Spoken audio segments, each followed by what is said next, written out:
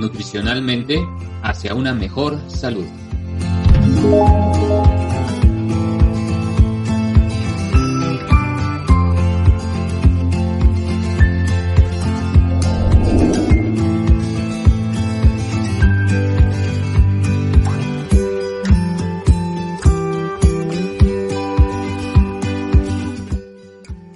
Disrumpiendo nutricionalmente hacia una mejor salud.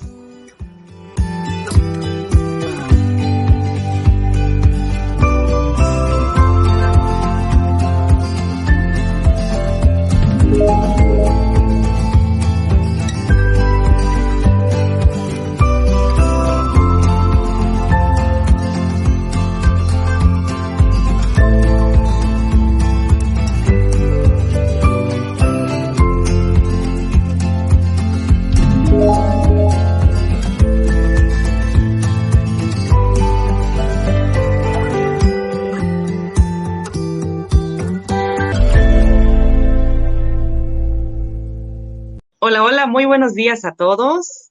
Bienvenidos a la NutriCharla, ya el 5º episodio de esta tercera temporada. Estamos muy emocionados de recibirlos. Y bueno, les saluda la nutrióloga Itzel Morales y para mí es un verdadero gusto presentarles a nuestra invitada del día de hoy. Ella es la licenciada en nutrición Ana Elena Pérez y quiero comentarles un poquito también de su trayectoria porque es muy interesante, sobre todo en la cuestión clínica.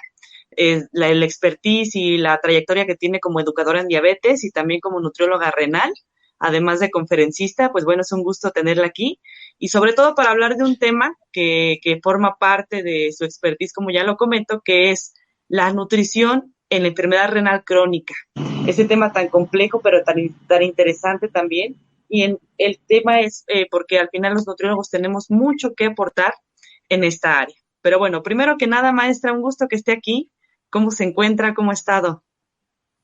Hola Itzel, muchas gracias por la invitación. Pues muy contenta de acompañarlos. Como bien dices, bueno, esto de compartir temas diversos de nutrición, pues es algo que me gusta mucho, lo disfruto y bueno, pues lista para compartir también con ustedes. Perfecto, entonces, maestra, pues sin más preámbulos vamos a comenzar. Escuchándola, un gusto como siempre. Bien, sería interesante conocer de inicio algunas generalidades o algunas cuestiones básicas, como podríamos hablar desde luego desde la definición. ¿Qué es enfermedad renal crónica? Mira, la enfermedad renal puede tener así como una definición muy grande, y puede haber como diferentes aspectos o diferentes definiciones. Sin embargo, lo que sí podemos así como establecer en común en todas es de que va a ser la pérdida en el número y función de las células renales. De hecho, hay hasta una formulita y es en base a eso a lo que definimos o el médico puede definir realmente el nivel de la enfermedad renal, que es lo que conocemos como la tasa de filtración glomerular. Pero aquí tenemos dos tipos, ¿no? Tenemos la enfermedad renal aguda y la enfermedad renal crónica. Entonces, para definir o para establecer que esta pérdida en la funcionalidad renal nos está llevando a un momento crónico, es el tiempo. Es cuando ya tenemos más de 3 meses con esta complicación, es en donde ya podemos establecer si el paciente solamente está en una etapa aguda o ya en una etapa crónica. Porque también una característica es que nos lleva a un fallo terminal, o sea, es un fallo completo en la funcionalidad de las células renales. Claro que sí, ahí vemos entonces, de acuerdo a lo que comenta la parte de los grados, ¿no?, de la enfermedad renal, cómo es que, de acuerdo precisamente a la tasa del filtrado glomerular, vamos a poder establecer en qué grado se encuentra el paciente. Y como lo comenta perfectamente, maestra, ya en grados mucho más avanzados resulta más complejo la cuestión nutricional. Sí, exactamente. De hecho, bueno, pues tenemos 5 estadios y ya desde el estadio 1 al 4, eso es lo que podemos conocer como prediálisis, porque normalmente aquí no van a necesitar una terapia sustitutiva. Entonces, cuando ya estamos en el estadio 5, normalmente ya se hace uso de la diálisis o hemodiálisis para poder suplir la funcionalidad excretora que tenía nuestro riñón. Y entonces, en la etapa de prediálisis van a ser unas características y ya en el estadio 5 o ya en la etapa de terapia sustitutiva, la alimentación tiene otras características. Sí, eso es algo también muy importante porque muchas veces el paciente ya con enfermedad renal, pues no se imagina la importancia que tiene la nutrición en su tratamiento. Muchas veces únicamente las indicaciones médicas o su tratamiento como tal farmacológico, pero no se imagina esta magnitud que tiene la nutrición en sí. ¿Cuál considera en general la importancia de la nutrición, maestra, en estos pacientes? Mira, podemos clasificarlos en grupos etarios. Por ejemplo, en los niños o en la parte pediátrica, pues es asegurar o mantener un crecimiento y un desarrollo lo más adecuado posible. Ajá, entonces, en esta parte de la alimentación buscamos que nos permita que el niño pues alcance una talla o alcance un peso sano en la medida de lo posible, ¿no? Ya que sí se ve muy afectado, sobre todo esta parte del estirón de la talla, ¿no? En cuanto al crecimiento. Y ya en los adultos, pues lo que estamos como uno de los objetivos principales, pues es llevar al paciente también a que evite entrar en una malnutrición, porque de por sí la enfermedad misma pues trae consecuencias a muy diferentes órganos, ¿no? Entonces también la alimentación nos tiene que permitir evitar que esta malnutrición se presente debido a que hay muchas restricciones de alimentos, o más bien de nutrientes. Entonces, al haber tanta restricción, de repente se vuelve muy compleja el decir, bueno, voy a llevar una alimentación adecuada, y entonces ahí donde podemos caer precisamente en esta malnutrición. Exactamente, ahí de iba igual, que suele ser un tratamiento pues ciertamente estricto dependiendo del estadio en el que se encuentra el paciente, y eso dificulta sobre todo porque bueno, ya los pacientes tienen algunos hábitos arraigados, algunas situaciones difíciles de cambiar. Y aquí alguna estrategia como tal, maestra, para que los pacientes comprendan esta situación, que es importante y que no debemos de tomar a la ligera como tal su alimentación, porque muchas veces sí se exceden, dicen, pues un poquito más de tal porción, y sobre todo son alimentos a lo mejor críticos en su alimentación y no lo toman en cuenta. Sí, es que se busca que la máquina de diálisis o la máquina de hemodiálisis o la bolsa de diálisis pues suplan, decíamos, esa función excretora. Sin embargo, no alcanzan a suplir al 100% la función que normalmente tiene un riñón en el cuerpo, ¿no? O sea, la parte endocrina, la parte metabólica. Entonces, ahí en donde la alimentación se vuelve compleja, según lo queramos ver, o sencilla, ¿no? Hoy, por ejemplo, hoy en día mucho de lo que se está buscando es ofrecer tal cual preparaciones de platillos, presentaciones de recetas que muestren esa cuestión particular y novedosa en cuestión de sabores, de colores, que llamen la atención, para que entonces nos demos cuenta de que, bueno, si tengo tales tipos de alimentos, ¿no? Así como digamos la palabra permitidos, o que sí entran dentro de mi alimentación habitual, bueno, entonces tengo que buscar la forma de cómo presentarlos para que utilicemos todos nuestros sentidos, que de forma natural lo hacemos, ¿no? Un alimento nos llama la atención por cómo huele, por cómo se ve y por cómo sabe. Entonces, al momento de que restringimos, por ejemplo, la sal, pues entramos en crisis, ¿no? De que, bueno, ¿ahora qué voy a hacer cuando ya solamente debo usar cierta cantidad de sal, ¿no? Entonces, es más bien, hoy en día, y creo que todos los que estamos en la parte renal estamos explotando precisamente esta parte de presentar platillos que llamen la atención y que ya cuando los prueba el paciente, pues se da cuenta que realmente no es tan difícil, ¿no? Solamente es como tener esta apertura de idea. Tú sabes que todos tenemos un momento de aceptación de la enfermedad, entonces es como llegar a este momento en donde, ok, esto es lo que tengo y lo voy a sacar el máximo provecho, ¿no? Sí, es todo un proceso, la verdad, con los pacientes sí se dificulta, pero bueno, con este tipo de estrategias suele darse un poquito más la calidad de vida, sobre todo que es también una de las cuestiones que se busca. Y de aquí, maestra, vemos que entonces estos pacientes, pues básicamente la enfermedad renal casi nunca viene sola, a menos, bueno, que tenga algún antecedente ya como tal genético y demás, o toxicológico como tal, pero casi siempre viene con comorbilidades propias, diabetes, la hipertensión, ¿no? Vienen como juntas al final. Y todo eso también dificulta el tratamiento nutricional en este sentido. De ahí, ¿cuáles nutrientes son más críticos o cuáles podríamos considerar que debemos de cuidar con mayor cautela para evitar alguna exacerbación de las múltiples patologías o en sí de la patología base? Sí, de hecho, se ha visto, por ejemplo, si hacen, porque algunos estudios muestran, por ejemplo, que en las salas de hemodiálisis de 4 a 5 de cada 10 tienen diabetes. Entonces, por ejemplo, la diabetes va a ser una enfermedad que va a acompañar mucho a este perfil de pacientes, ¿no? Entonces, ahí todavía tenemos más cosas sobre qué hablar. Pero bueno, específicamente tenemos, por un lado, la relación calcio-fósforo, ¿verdad? Que estos minerales, pues obviamente deben de llevar ese balance, porque si se nos eleva el fósforo, pues entonces tenemos complicaciones para la absorción de calcio.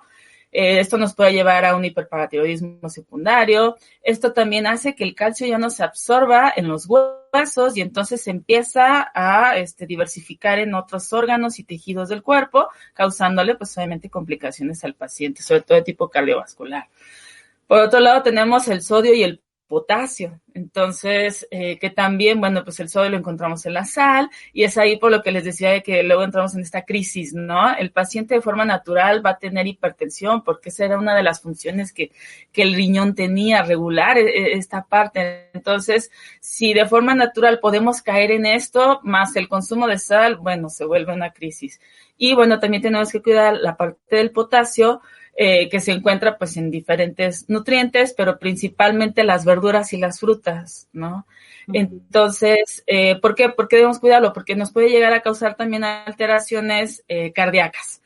Y bueno, las proteínas, porque obviamente pues ya no hay esta depuración de forma natural y entonces empieza, bueno, ¿y ahora qué voy a comer, no? Que ya me dijiste que las frutas y las verduras y luego con el calcio y el fósforo ya me dijiste que los lácteos y luego con las proteínas, ¿no? Entonces, de repente sí como que, y entonces queda, ¿no?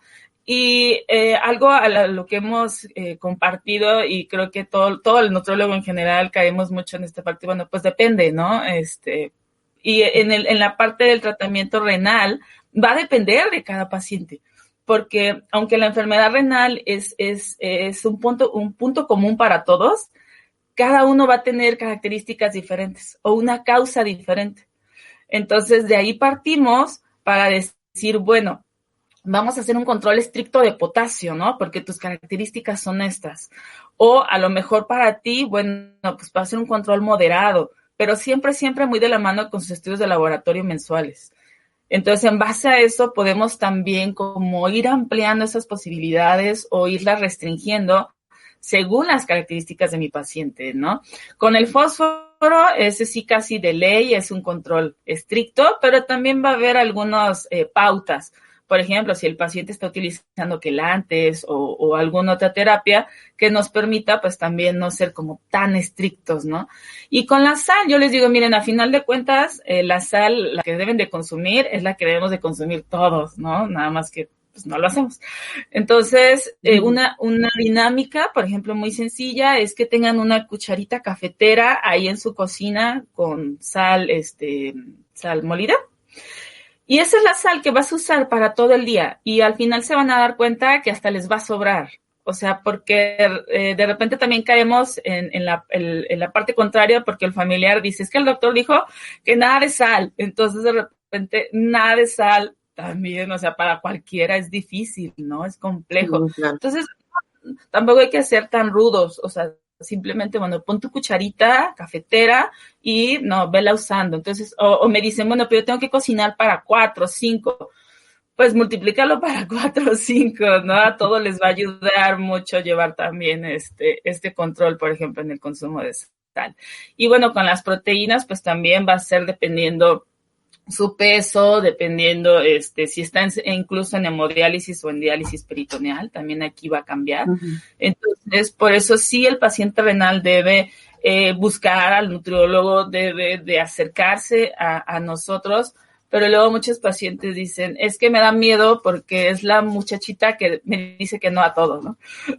Entonces, pues, que no tengan miedo, o sea, a final de cuentas solo es buscar el control y que sí se puede lograr y que a lo mejor al principio nos vemos muy seguido, pero ya conforme ellos vayan llegando precisamente a ese control de educación alimentaria, pues ya tal vez las visitas van a ser más ocasionales, ¿no? Como ir al nefrólogo, no van cada mes, no van cada 2 semanas, van cada 3 meses. Entonces, es lo mismo, buscar también ese control alimentario para que entonces, pues como tú decías, buscar esa calidad de vida y alargar ese tiempo lo más que se pueda, porque a lo mejor está buscando un trasplante o porque simplemente pues quiere vivir la vida con su familia, ¿no? Claro que sí, todos esos son factores que debemos de considerar de este lado también, porque es muy común, como comentaba maestra, que llegan los pacientes ciertamente confundidos, a lo mejor de la consulta médica a nuestra consulta, de ya me quitaron absolutamente todo, ¿no? Me dijeron que no comiera carne, que no comiera incluso algunas verduras, frutas, están muy satanizadas probablemente, que quitara absolutamente toda la sal, el agua también representa ahí un factor difícil para ellos y llegan con esas cuestiones a lo mejor un poquito confundidos y es una de las partes importantes como nutriólogos en este sentido, tratar de desmentir o tratar de establecer lo que realmente le toca.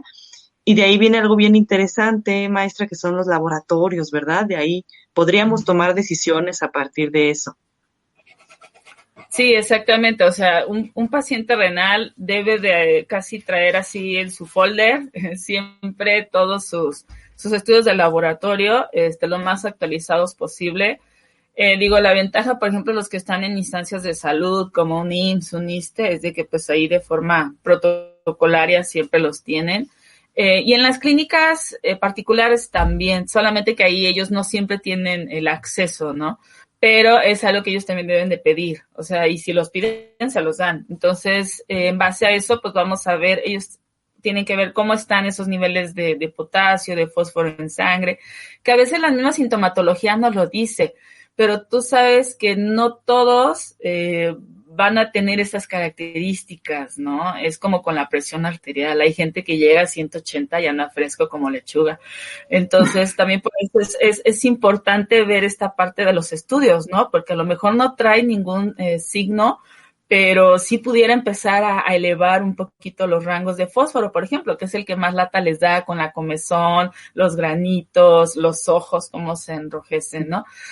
Y, por ejemplo, el potasio ya necesita estar muy alterado para que entonces tengan algún síntoma o signo. Entonces, sí, tenemos que buscar, y sobre todo, bueno, urea, creatinina, estar revisando hemoglobina, hematócrito. Entonces, todos esos niveles, pues es importante tenerlos siempre a la mano, para en base a eso, pues también establecer cuál va a ser nuestro objetivo nutrimental, ¿no? Y que cada vez que el paciente vaya a la consulta, puede ser que cambie.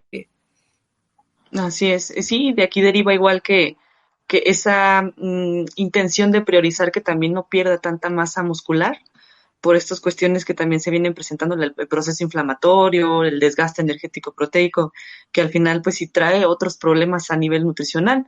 Sobre todo si vemos a muchos pacientes ya en estadios avanzados con un grado de desnutrición importante.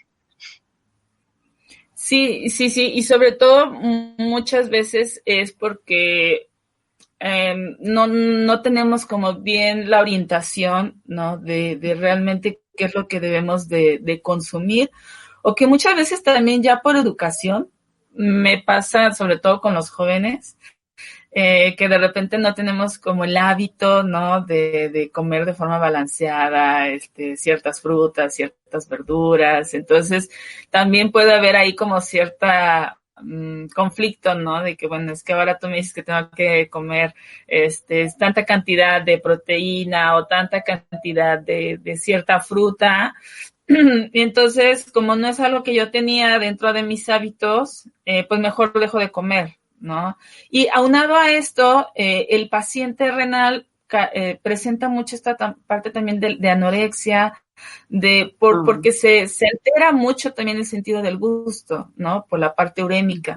Entonces, esto todavía nos pega más en que realmente tenga ese gusto por comer. Entonces tenemos que ver muchas pautas, ¿no? Desde lo que viene atrás de mí, por ejemplo, con los pacientes ya mayores que llegan por diabetes y demás, que es muy curioso que luego los ves dentro de la sala ahí con su panecito en la mochila, ¿no? Que como que hace así, bueno, su panito. Entonces tú dices, bueno, o sea, están ahí escondiditos, ¿no? O sea, tienes que ver todavía todo lo que hay atrás y que el paciente no quiere soltar esos hábitos que ya tiene, y entonces luego viene esta crisis, ¿no? Entre el familiar y el paciente en lo que debe comer, porque es lo ideal para él, y entre lo que él quiere comer, ¿no? Porque también en base a cómo se siente, a lo que percibe, pues es lo que él va a pensar o va a creer que es lo mejor para él. De acuerdo, sí, maestra. Y en este caso, bueno, en base a su experiencia como tal de tratamiento a pacientes con esta patología y bueno, con otras comorbilidades, como ya habíamos comentado, ¿qué aspectos considera importantes considerar de inicio como nutriólogos para el tratamiento? Porque muchas veces decimos, bueno, cualquier paciente con enfermedad renal es sencillo de tratar o algo, es muy complejo, ¿no? Todos, como decía usted, dependería de cómo está el paciente en cada situación, pero asimismo, ¿qué consejo podría ofrecernos a los profesionales en este caso? Pues siempre de primera instancia, indagar mucho sobre todo lo que hay atrás del paciente, ¿no? Ya vimos no solamente la enfermedad o la situación actual que hoy me está declarando o destacando o iniciando en esta parte renal, ver toda la historia atrás, ¿no? Si tuvo hipertensión. Algo, por ejemplo, que pasa con los pacientes jóvenes es de que la mayoría vas a ver en el diagnóstico hipoplasia renal, ¿no? O sea, quiere decir que no sabemos qué fue.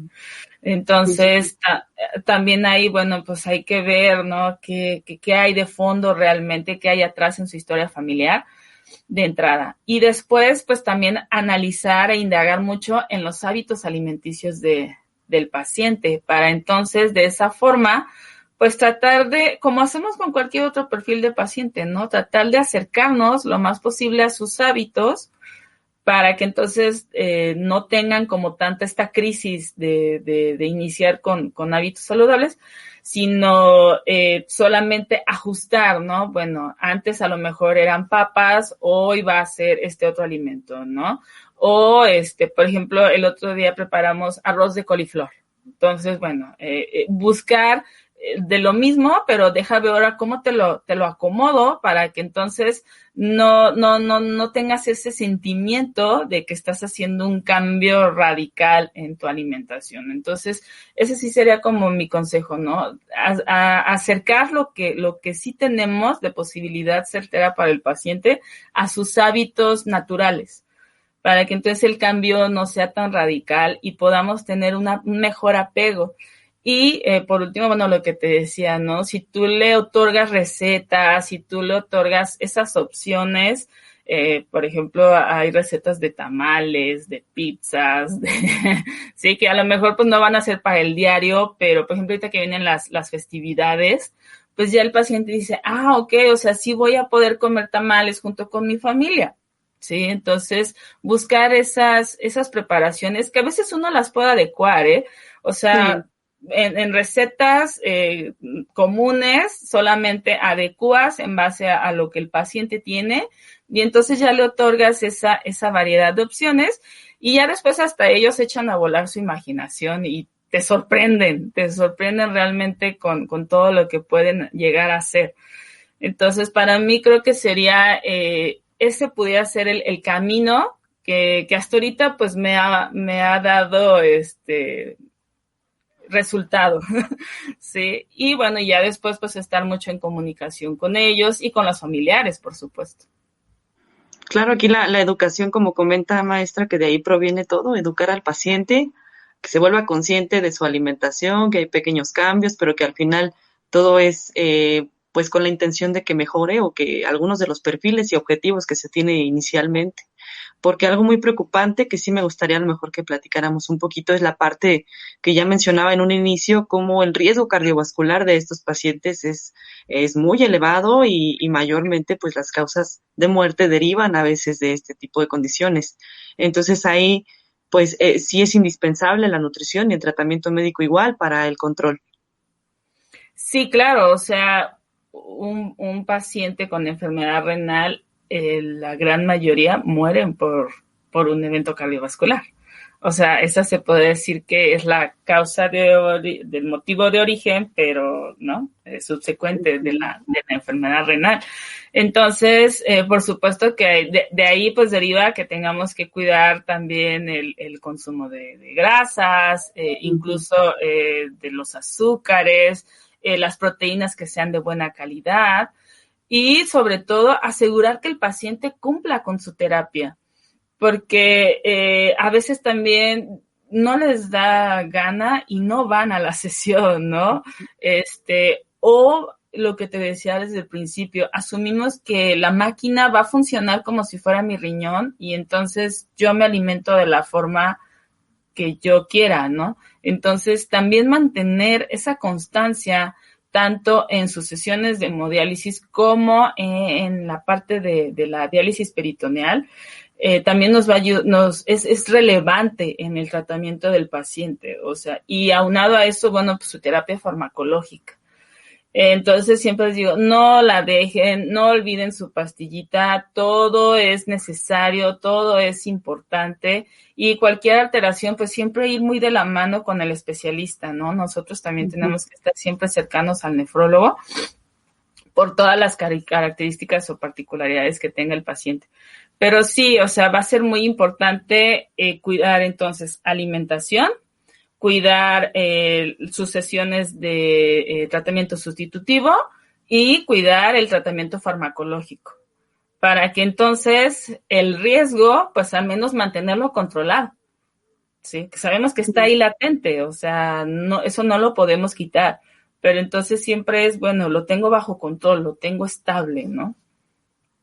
Exactamente, tener esos tres pilares es lo que verdaderamente haría la diferencia ya en los pacientes. Y bueno, maestra, pues la verdad es que es una charla muy amena, siempre un gusto escucharla con todo lo que nos puede aportar en general de conocimiento.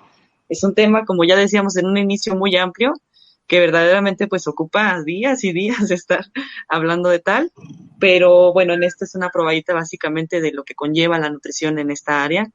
Agradecerle muchísimo por aceptar la invitación, estar aquí con nosotros. ¿Algún comentario para finalizar, maestra? No, pues nada más, pues muchas gracias por la invitación de nuevo, y bueno, pues eso, que como nutriólogos, pues nos acerquemos mucho al paciente, no solamente como nutriólogos, sino también como personas, y pues por el otro lado, pues que el paciente también se acerque sin ese miedo, ¿no? De control y de restricción, porque siempre se va a buscar, pues, ese balance. Siempre tratar de buscar el balance, no ser ni muy buenos, muy blandos, ni tampoco muy restrictivos, ¿no? Tratar de tener ese balance. Creo que nada más. Muchas gracias. Perfecto, maestra. Bueno, pues entonces agradecerle nuevamente, agradecerle también a todos los que nos escuchan y nos ven. Nos vemos en el próximo episodio, el próximo martes. Hasta luego. Buenas tardes. Buen día. Bye.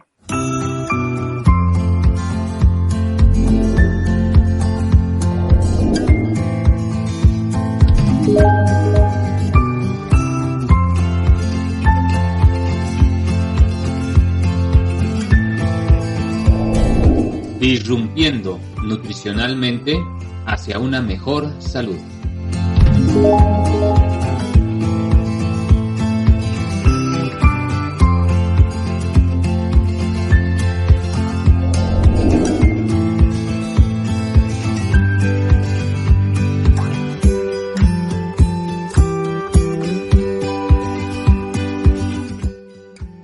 Disrumpiendo nutricionalmente hacia una mejor salud.